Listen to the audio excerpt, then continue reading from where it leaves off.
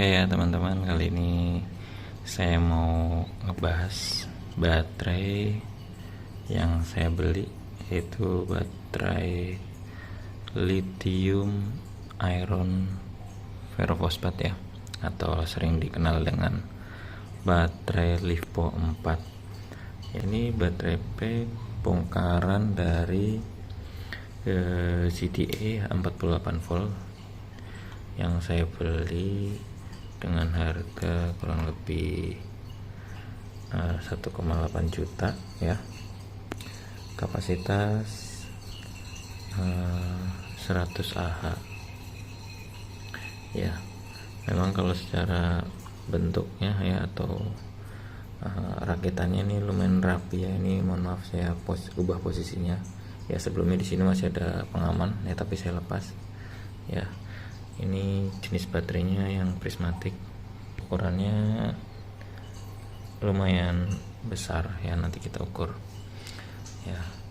Kelebihan dari baterai lithium ferrofosfat ini yaitu kapasitas yang besar dengan ukuran yang kecil, penggunaannya lebih stabil, lalu siklus pengisiannya lebih banyak ya ketimbang dengan baterai yang seperti ini atau baterai mobil teman-teman ya. Ini kebetulan baterai sudah saya gunakan ya, karena belinya bekas buat panel surya ya.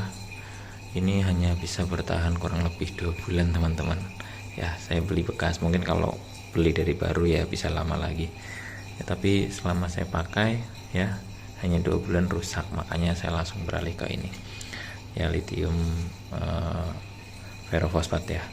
Langsung aja ya kita lihat ya. Kalau kita lihat dari secara dimensi ya atau ukuran, kita ukur lebarnya dulu ya teman-teman ya. Lebarnya di sini itu 7 cm, di sini itu 8 cm. Dan untuk tingginya atau panjangnya ya di sini 21 cm ya, 21 cm. Nah, ini kan 100 Ah ya teman-teman. Sedangkan ini 45 Ah. Ya, 45 Ah, ini 100 Ah, tapi secara dimensi ukurannya itu masih besar yang 45 Ah teman-teman.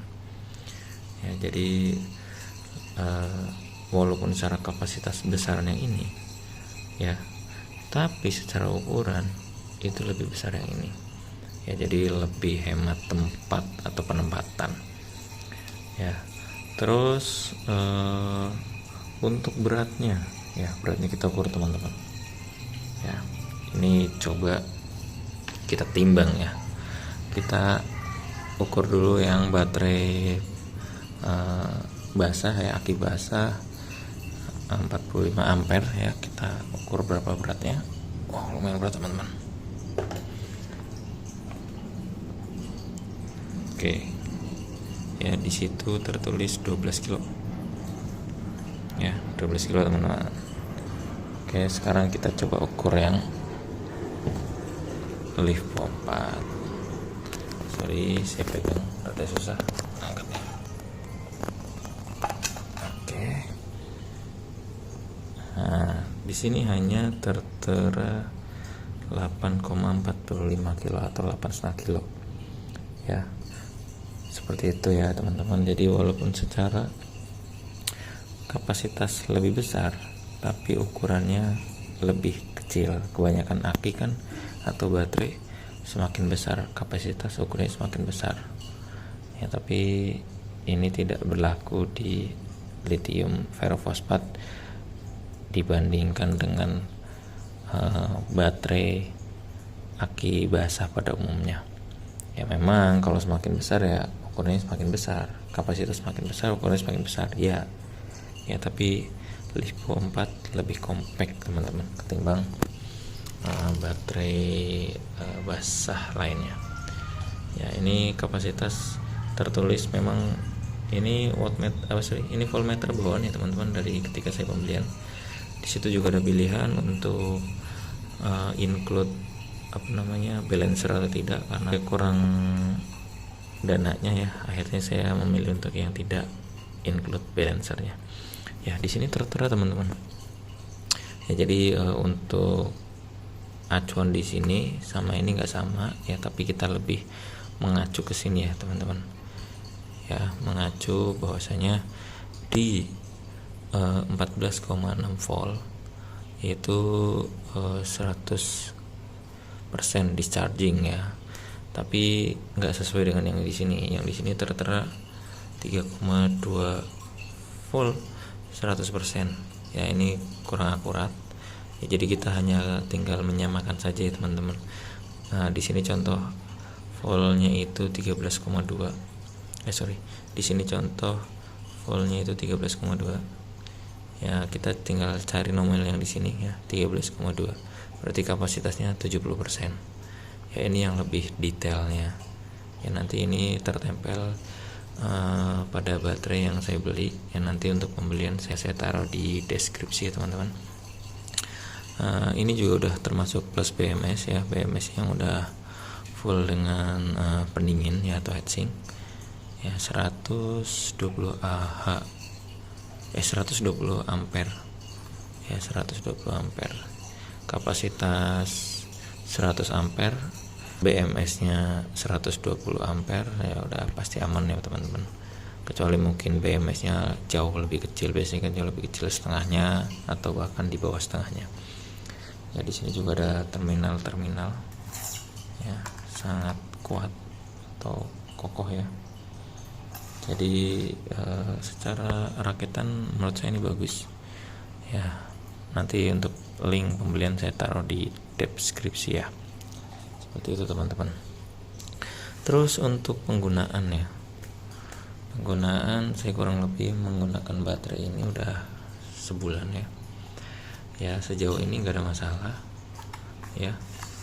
Kalau saya